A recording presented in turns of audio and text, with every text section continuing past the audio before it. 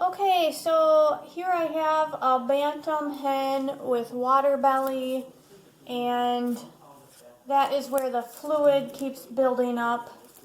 Down here I feel a large firm mass, and it will not get better on its own. You can try to drain that. I've never done this before.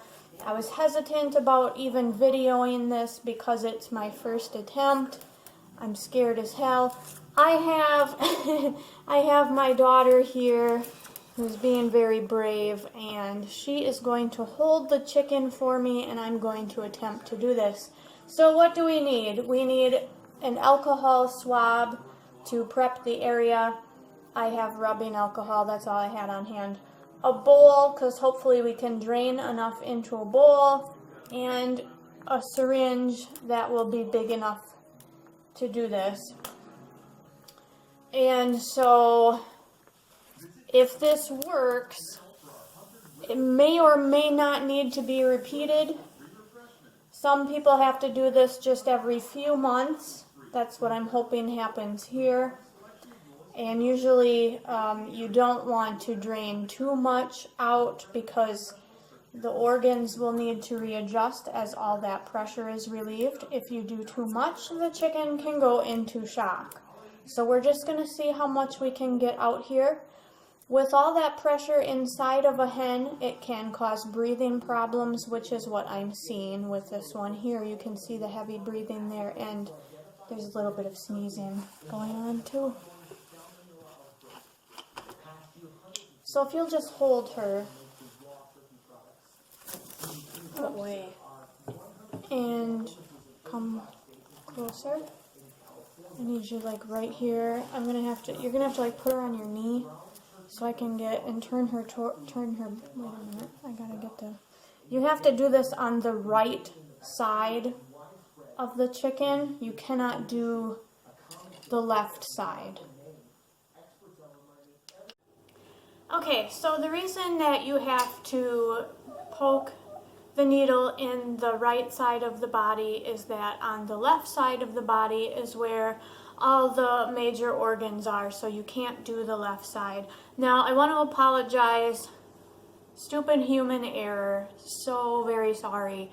I thought I hit the record button for that procedure, and I did not. But I will continue to show you instructions on how I did that and actually what did and didn't work for me when I was trying to drain those fluids.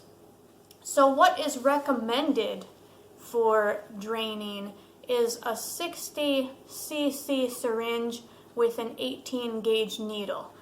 So at first, all I had on hand was a 3 cc, and I tried to drain the fluid out by slowly pulling on the plunger, and I didn't think I was getting anything, and when I removed it, it actually was all completely clear fluid. Now the color of the fluid tells you a lot.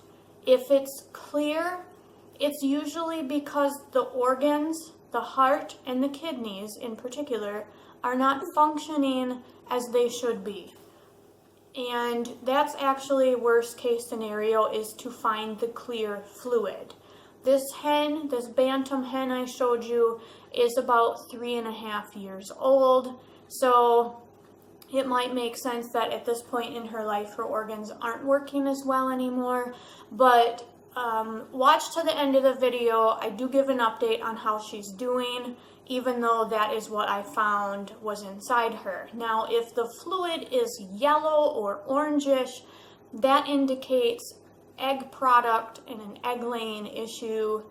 If the fluid is greenish or even black, that indicates infection.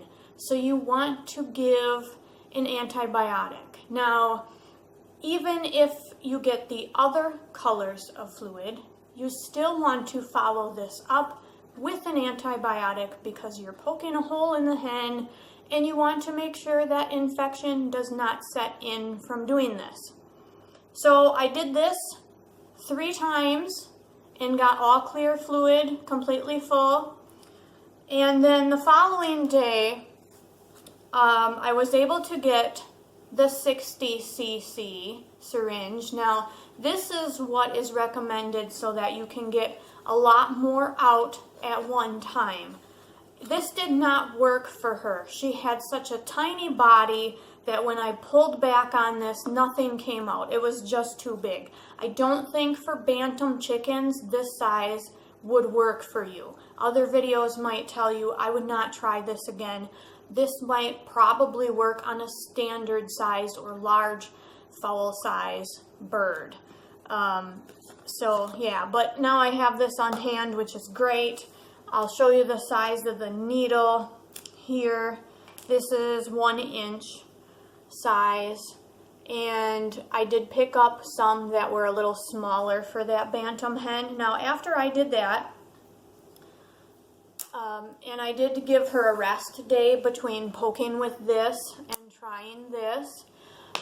And then, of course, like I said, that large one didn't work, so I went back to this again. On the 3rd poke, after that rest day, I got a little more out. I removed the needle. She did continue to drain on her own for about 48 hours afterwards. The next morning, I had looked in the crate I had her in, and there's this big puddle of water, and I thought, okay, either she spilled her water over or she's draining. And I was shocked at the amount of water that had actually come out of her. So I will show you where on a hen you need to insert the needle. Let me just grab one of my bigger chickens here so it's easier to see. This is my new big cochin I got. Kind of a birthday gift for myself. I love her. She's huge. Okay, get a little closer. And of course I said the right side of the body. You're going to find the vent on the chicken, and you're going to go about 1 inch down into the side to poke that hole there.